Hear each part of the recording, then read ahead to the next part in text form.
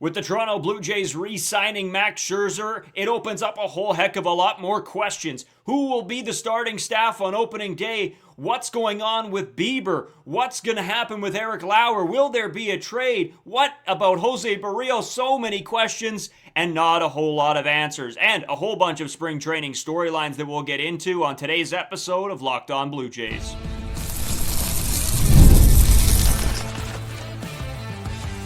You are Locked On Blue Jays, your daily Toronto Blue Jays podcast. Part of the Locked On Podcast Network, your team every day. Welcome back to Locked On Blue Jays. We're part of the Locked On Podcast Network, now the #1 sports podcast network, your team every day. As always, I'm Brayden Iwasko. He's Carter First. You can find us on Twitter, Brayden5Iwasko. Carter First, too, as well on our main Twitter account, @LockedOnJays. Hit the subscribe button if you haven't already. We got a ton of you in here now, and we super appreciate that. For those of you that have been watching and not subscribing, do that for us. It helps us out a ton. We got a big episode to get into. Obviously, coming off of the Max Scherzer news, we had a little bit of stuff we had to touch on yesterday's episode, but now we can dive fully deep into it. Plus, a ton of stuff from spring training that I know me and Carter specifically want to bring up, and hopefully you guys want to hear about all that because it will affect the 2026 team. Carter, there's a lot of guys here. Adding Max Scherzer, even before Max Scherzer, we had tons of questions on who would be the starting five to open the year. Now, there are just so many questions. There's a ton of things going on with the pitching rotation. Everywhere you look, there's a starter. No matter if you look up, down, east, west, doesn't necessarily matter. They're everywhere. They're all ages, of course, as well. There's 8 starting pitchers that is very feasible for any single team in Major League Baseball to go out on every 5th day and make a start with maybe the, opposing of Max Scherzer. Maybe that's the only one that I wouldn't say is like the 5th day prototypical starter. There's a lot of talent and there's a lot of depth. There's been a lot of comparisons from the 2025 to the 2026 pitching staff, and it's been an unbelievable turnover. But what in the world are the Toronto Blue Jays going to do down the stretch? In spring training right now, things are fairly easy because you don't have to make the decision right now. You still have some opportunity. And even opening day with some of the certainty that is, still with the uncertain pitching rotation with Shane Bieber, who is supposed to be ramped up and ready to go early on the season. When is Max Scherzer available? But there's going to be a point where everyone is ramped up and everybody is healthy, where you simply can't have an 8-man pitching rotation. That is not something that is a feasible notion for any major league team across the league. Even the Los Angeles Dodgers aren't going out there and, having Yoshinobu Yamamoto pitch every 8th day. You have to condense it to some point. So that is really what we're going to be focusing on this episode, is what are the Toronto Blue Jays going to do with the starting rotation? So I guess we could start with the opening day. I think at this point, for me, it's not simple, but it's a lot easier to answer when you go, down the line and you have to look at what decisions you have to make at the end of the day. I think what's glaringly obvious for me is I don't think there's a way around it. You have to have, at minimum, a 6-man rotation. And I don't love the idea of a 6-man. We talked about it in the offseason. When you have guys on extended rest, you work in off days. It turns into 6 days rest, turns into 7, possibly 8 at some points as well.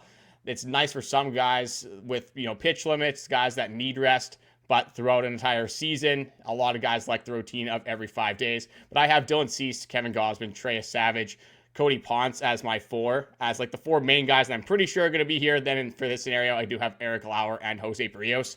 So this isn't just the starting rotation. This obviously leaks into the bullpen as well. It's a 26-man roster. You can only have 13 pitchers on that roster. So I'll go into my bullpen predictions after I kind of get your analysis here. Are you thinking this on the same wavelength as I am? Do you think this has to be a 6-man rotation, or are you kind of trying to find a way to make this a 5-man with the traditional bullpen?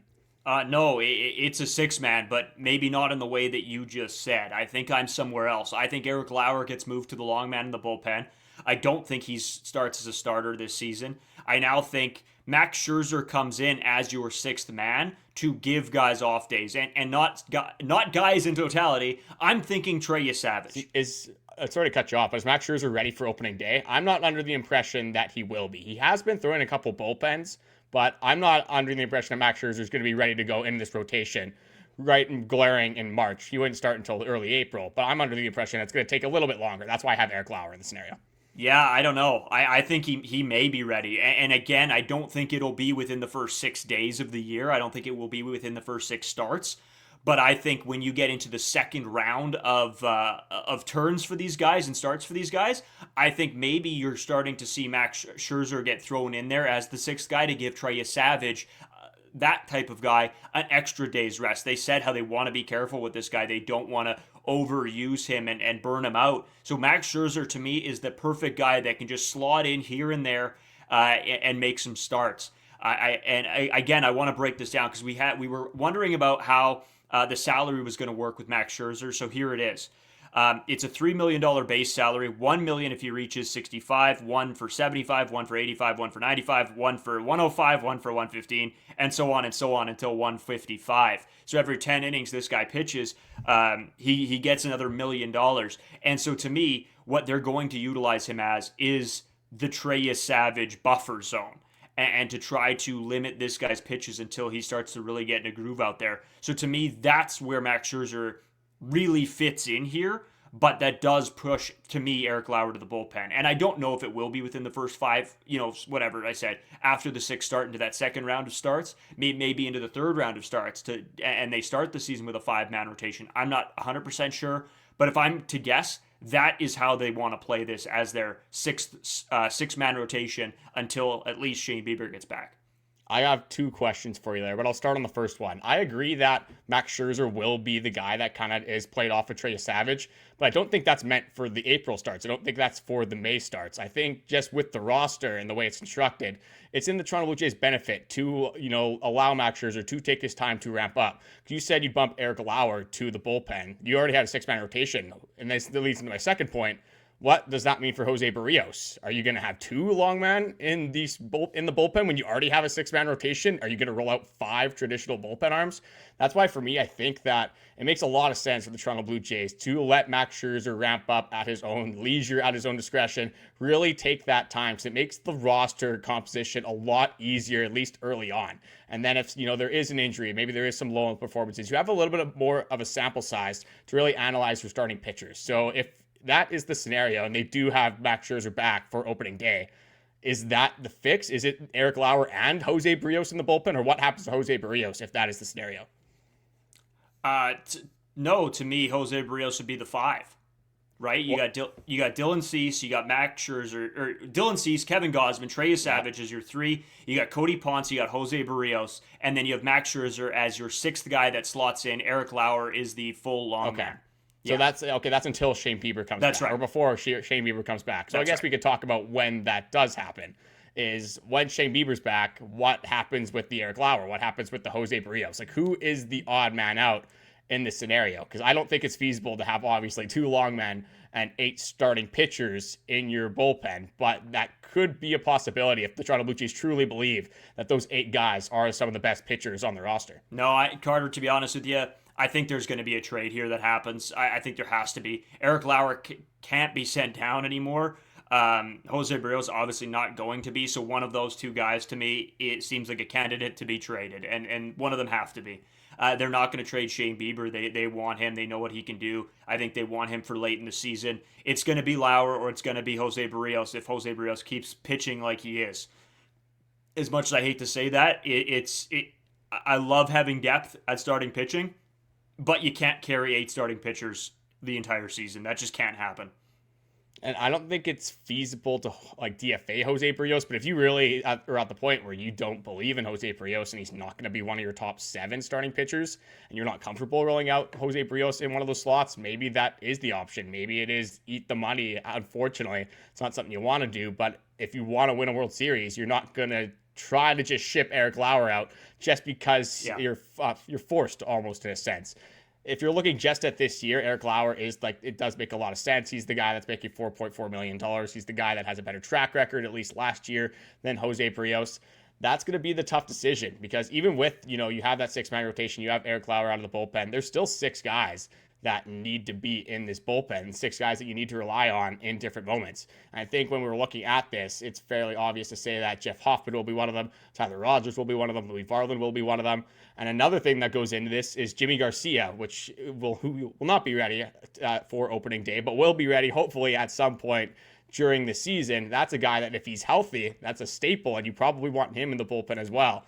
So we're kind of looking at a spot where Brennan Little might not find a way into this bullpen, which some people will be okay with. Again, that leaves another question. Who is the lefty in this bullpen? Is it Mason Fluharty? That could be a scenario, but he's throwing 92. Not necessarily a bad thing, but do you want him going against the best lefties on an opposing team?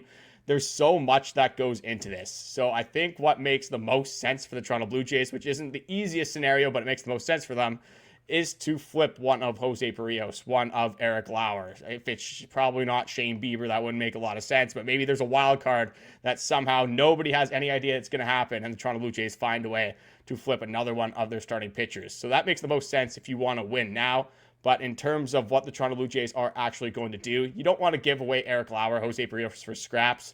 But I guess if you're at the point where you have to make a decision, and at some point your hand is ultimately going to be forced, it's going to be crazy to see what this decision is from the Toronto Blue Jays organization and what the fallout is going to be. It's going to be some fans, no matter which way this rolls out, are going to be upset by the decision. Carter, there's so many storylines to watch, and one of them that you just brought up is Brennan Little. And I have a little bit of a hot take on Brennan Little that a lot of people are probably not going to be super thrilled at, but I'll let you guys in when we get to the next segment here. But Carter, just to sort of cap all of the starting pitching talk off, at least for this week until we get into next week, I guess, and have more conversations. I'm very curious to see how this starts. Again, I'm not sure what the timetable is going to be for Shane Bieber. I don't know how much the organization at this point now values Jose Berrios and believe in him. I think there is a belief in Eric Lauer, but will he get that opportunity, or will he get that opportunity taken away from him? I think spring training is going to say a lot. I think when we see that opening day roster and for those first 5 or 6 days of games being played, a lot of those questions will be answered for us. And I think that at that point they are going to have to start making decisions, which is crazy to say that decisions are going to have to be made this early to start the year, but this is the position they put themselves in. And at Carter, I don't hate to say this, they're in a better position. The more and better starting pitching that you bring in, the better. And if you have to make hard decisions, and maybe decisions that we're hoping we're going to figure themselves out, that just means your team is getting that much better.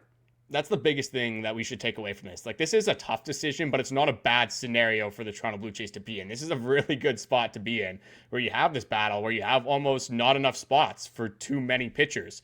And then, like you said, a lot of these things do take care of themselves. You hope that they don't, and you hope that, you have to make that tough decision, and you have to, hurt somebody's feelings. At this point, these guys are making millions of dollars. It's a business. They're not going to be too worried about that, but it will be tough if it is a guy like Eric Lauer, who had such a prominent role in this rotation in 2025, or if it is a guy like Jose Berrios, since he's been traded to the Toronto Blue Jays, was really a staple throughout that rotation. I don't think you go out and sign Max Scherzer if you don't have a plan to use him in some capacity. That's why we haven't really involved Max Scherzer in these talks. And then, of course, with a lot of these other guys at the top end, it's just not feasible for the Toronto Blue Jays to trade them.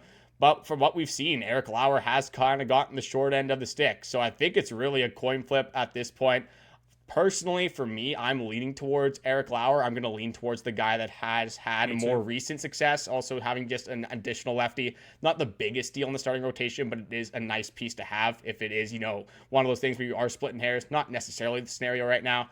And the last thing I'll add is I'm not writing off Jose Berrios, but it has to get better quickly, or else this is going to be, for me at least, a little bit of an easier decision than it might seem right now. I couldn't agree with you more. I think Eric Lauer, for me, is the guy. I hate to say that because I've adored everything that Jose Berrios has given to the organization. But we've started to see the wheels fall off, especially towards the end of last year, especially with the decisions that he has made. And now coming into this year, it's not looking super promising.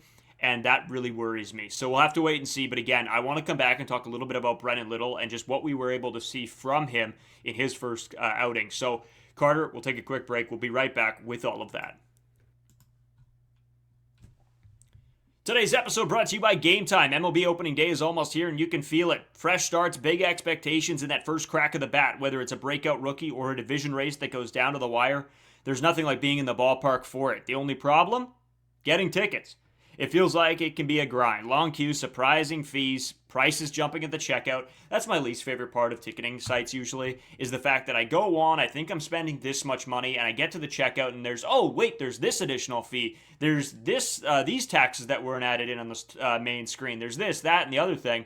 Game Time really doesn't do that. It gives the advantage back to fans. They also have their seat views feature, which is absolutely awesome. I love being able to see where I'm going to sit before I actually get to the game. Take the guesswork out of buying MLB tickets with Game Time. Download the Game Time app, create an account, use code LOCKEDON for $20 off your first purchase. Again, that's LOCKEDON for $20 off.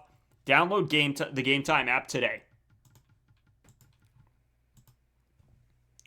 So, Carter, I know a lot of people aren't going to want to hear this when I have this to say about Brennan Little, but before we get into all of that, of course, we always want to mention and always want to bring up the Everydayer Club because it's a perfect opportunity for you guys. Isn't that right, Carter? Great opportunity, especially with the free promo code SPRING. You guys have until February 28th. The day that this is being released is February 27th. So you are running out of time to get your free trial and really find out what the Everydayer Club is about. We encourage you guys to check it out. A lot of bonus content and good things to come from what we're trying to expand on and bring you guys more content from our network. So we encourage you guys to go down below and check that link out in the description. But we did see an outing from Brennan Little. We saw an outing from a bunch of different guys in spring training, but something about Brennan Little's performance brought you to bring a takeout on this podcast. We haven't talked about it. I'm curious to see what you're going to say here. So Brennan Little's fastball velo is now up 2 miles an hour, now sitting at 98.1. And a lot of people are going to say, that's the most interesting thing. He's got some more velo. That is not the most interesting thing for Brennan Little. To me, there are two other things. And the two other pitches that he has added to his arsenal, which is the cutter, which is now breaking more. He's not throwing it as hard and as fast, but it is breaking more. And he's added the sinker. And now when you add two pitches, Carter, what I'm hoping for, and again, maybe this isn't really a hot take. I shouldn't have maybe said it like that. But what I'm hoping for to Brennan Little is with those two pitches, it allows him to be in the strike zone a little bit more, where he still has the pitch that can get guys and put guys away that doesn't touch the zone, and we can all be thankful for that. But he needs to find pitches that can stay in the zone when he needs to. And sometimes the fastball isn't that pitch, and he can't locate it. Or if it is in the zone, hey, it's a fastball dead center. What else is new? Now adding the sinker and the cutter, it gives that fastball some other life and some different looks. So it's not just, well, if the ball's in the zone, it's a fastball, because that's what it's been with Brennan Little. So I'm very curious to see how this plays out for him. I think that he's a guy that can have success. We've seen him have success. It's just that when he loses it, it's because other teams are picking up on the fact that, hey, if it's not the curveball, it's a fastball in the zone. So just swing at those, don't swing at the breaking ball. So I'm thinking adding in these little bit of wrinkles may serve him very, very well if he can get handles on it. We'll see that more throughout spring training. But just a little tidbit that I'd say is super interesting, and while you guys are watching the games, maybe try to pick up on that and see where he's locating the sinker, see where he's locating that cutter, because maybe this is what fixes Brennan Little. An additional pitch would definitely be beneficial to any pitcher in Major League Baseball, but the biggest issue with Brennan Little has always really been the command. Even in this performance, had 19 pitches, 10 of them were strikes. He topped out at 98.1, so he just sat at 96.4. So you just said he was at the average 98, which is still very good. Like, he was up in velocity, which is what you want to see from Brennan Little, especially because there is a lot of uncertainty with the lefties in the bullpen. Like, Ricky Tiedemann is really not an option at this point. You have Mason Fluharty. He's not going to be that fireballer. Brennan Little can get that velocity, but really, more importantly, just remain in the zone, especially if that cutter can be that pitch, or that can get him ahead in the count, especially with that sinker that can, be breaking the opposing way of that cutter. So you have some options with those two pitches. If one isn't, feeling right and proper the one day, if he doesn't have the proper spin rate, maybe it's not breaking, just doesn't feel right in the hand, he does have the option to go to that other pitch. Brennan Little, like, the knuckle curve is there, like the swing and miss stuff is there. He has a lot of the traits to be a good relief pitcher. It's just, can Pete Walker, unlock Brennan Little? Can Pete Walker find a way to keep Brennan Little in the zone? And can Brennan Little find a way to remain consistent once he does unlock that key?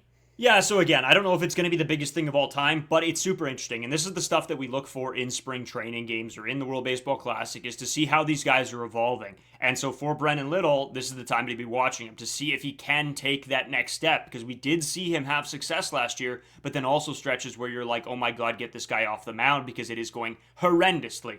So I'm hopeful that he can turn things around, because I don't think he wants to be known as the guy that almost lost the Blue Jays the playoffs. I don't think he wants to be known for that the rest of his career. So I think he's trying everything in his ability and his power to make sure that maybe he's remembered for something else. He's trying to change the narrative, and there's only so much you can take away from one outing again in the spring. It's always nice to see the velocity numbers, have that uptick early on, especially from a guy like Brennan Little. But at the end of the day, you can throw the ball 110 miles an hour. If you're not in the zone, it really isn't going to matter. So you got to hope that he can limit that walk rate to just get ahead in the count so he can use that knuckle curve to his advantage. Again, we're looking at the lefty depth. There isn't a lot of it, to say the least. So if Brennan Little can at least be serviceable, you hope that, you can start from there and hopefully gain some confidence throughout the season and get back to the point where he was early on in 2025. This was an interesting game. Unfortunately, I think it is fair to say we're at the point the golden grapefruit is dead. It's more dead than both of our baseball careers. Like there's no coming back from it. At 1-5 now, 1-4, and they blow a lead to the Marlins. It's spring training. I'm not going to get overly worked up about it, but we had the magic happen in spring training last year. Unfortunately, not transferring over in the early going, at least in the win-loss column. Yeah, Carter. And you know what? Again, there's a few things from the game that I specifically want to bring up, but I don't care about the wins and losses. Yes, it's funny to joke around about, and we're getting spring training wins. I don't care. I really don't. We made a joke of it last year because we said it may not translate, and it did, surprisingly. But this year, I'm not taking anything away from it. In saying that, a couple things I wanted to get into and I wanted your opinion on. We see Vladimir Guerrero Jr. steal a base today, which I think is actually on my list of things to take away from this game, very low. But I wanted to get your thoughts on it anyway. I like seeing Vlad run and take advantage. I think what we've seen over the past few years is Vlad upping his on-base skill and thought and skill, and I guess just what goes into it. So I'm interested to see if he's going to try to take advantage now more this year of stealing those bases or maybe grabbing an extra bag, when the time calls for it. He's almost become too big of an average hitter, too big of an on-base hitter. Like, that's been a critique for Vladimir Guerrero Jr. When you see a guy with the build like Vladdy, you're hoping for that, 2021 season that he had 48 home runs at one point. I mean, if he's going to be this average guy, again, he had that playoff run. I'm not saying that Vladdy's an average or on-base hitter. Like, he is just a prolific hitter. I think he's kind of that all-around hitter that a lot of franchises can build around. But if he is going to be a guy that's on base a lot, he has lost weight. He's in the best shape, I'd say, of his life from what we've seen. I guess maybe besides, maybe when he's 18 years old, I think that's even a debate as well. Vladdy looks good right now. So if he's going to, have that in the back of the pitcher's head on the mound, especially when he's on base, you're going to hope there's going to be a lot of traffic from some other guys getting on base in front of him as well. Can only benefit the Toronto Blue Jays. I've been saying it since we've started this podcast that this team should steal more bases. I didn't necessarily mean Vladimir Guerrero Jr., but if he wants to, start a little bit of a revolution here, I'm definitely going to be an advocate for that as well. Two things that I wanted to get into. Kevin Gausman making his first start of the spring. I'm surprised that he was already at 93-2 for a multitude of reasons. The first one is just the amount of innings that Kevin Gausman pitched in 2025. 223 innings last season, 30.2 of those in the playoffs. Just for reference, had 181 in 2024, 189 in 23, and 180.1 in 22. Those are all including the playoffs as well. So you got a pretty big uptick there, 30 to 40 inning uptick from previous seasons. We talked about, the pitching depth and having a plethora of pitchers at your disposal. I'm not saying they're going to be a bit cautious with Kevin Gausman, but it's definitely something to monitor when a guy throws the most innings of his career, or at least the most innings in a very long time. You don't want, rush him necessarily, especially in spring training, but you're already seeing the velocity. Kevin Gausman looked like Kevin Gausman in this outing. Yeah, absolutely. This is a guy I just have no questions about. I know exactly what he's going to give you, and hopefully that he is looking like this because he's going to have a good year, and that's where my head has to be at. Glass half full. But we'll have to wait and see, Carter, because you're right. This was a lot of innings. Just before we get into your last point, I still got two more. But just before we get into those, I think we got to take a quick break, and we'll come right back with all of that still in this third segment. Today's episode is sponsored by Indeed. There's workplace chaos, the deadlines are stacking up, the inbox is overflowing, and that one position you need to fill is still sitting open. When the pressure's on and you need the right hire, this is the job for Indeed sponsored jobs. And here's the stat that says it all. In the minute that I've been talking to you guys, the companies like yours made 27 hires on Indeed, according to Indeed data worldwide. So if you're hiring, spend less time searching and more time interviewing candidates who check all of your boxes with Indeed sponsored jobs. Spend less time searching and more time actually interviewing those candidates. There's less time, less stress, and you get more results. When you need the right person to cut through the chaos, again, this is the job for Indeed sponsored jobs. And listeners of this show will get a $75 sponsored job credit to help get your job the premium status it deserves at Indeed.com/podcast. Just go to Indeed.com/podcast right now and support our show by saying that you heard about Indeed from this podcast. That is Indeed.com/podcast. Terms and conditions apply. Need to hire? This is the job for Indeed sponsored jobs. So, Carter, as we continue on, I know you have one more point. I have two, but I'll throw things over to you to kick off the third segment. Yeah, mine is, I think we have to say RIP, or probably at the point where we're saying farewell. The dream is dead. Yariel Rodriguez, another just terrible outing. We've talked about how this is already a logjam of pitchers on this team. When you're going out as Yariel Rodriguez, one pitch is 95, fairly well located. Then you got one that's like 91.5 that just looks like he's never really thrown a baseball before. Love Yariel Rodriguez. I really wish it worked out. The slider's flat at times, just again the changeup. It's just a little second. There's not a lot going on that's going well for Yariel Rodriguez right now. Nothing against him personally, obviously, but I think the dream is dead for Yariel Rodriguez and his future with the Toronto Blue Jays. Yeah, and you know what? When we talk about certain signings the Blue Jays have done, this is one that I had a little bit of hope for, and yeah, it's crashed and burned now. And I'm not going to sit here and try to defend anything. This was nail in the coffin moment for me. And I think for a lot of other Blue Jays fans, maybe it happened a long time ago. But I thought maybe there was a chance that he bounces back. It's seeming like that's dead in the water. But Carter, on to some more positive things. Addison Barger's arm is made of the gods, I think. That guy has an absolute cannon from the field. I think it is an absolute travesty to have this guy in the infield. If he can gun people out from the outfield like that, I am fired up. And I don't think it's going to be the only time we see that. Teams are eventually going to start cluing in on, just don't run on this guy. You just can't take the extra base. I think you had to have learned that from the Mariners series way back in 25, maybe even the scouting report before that.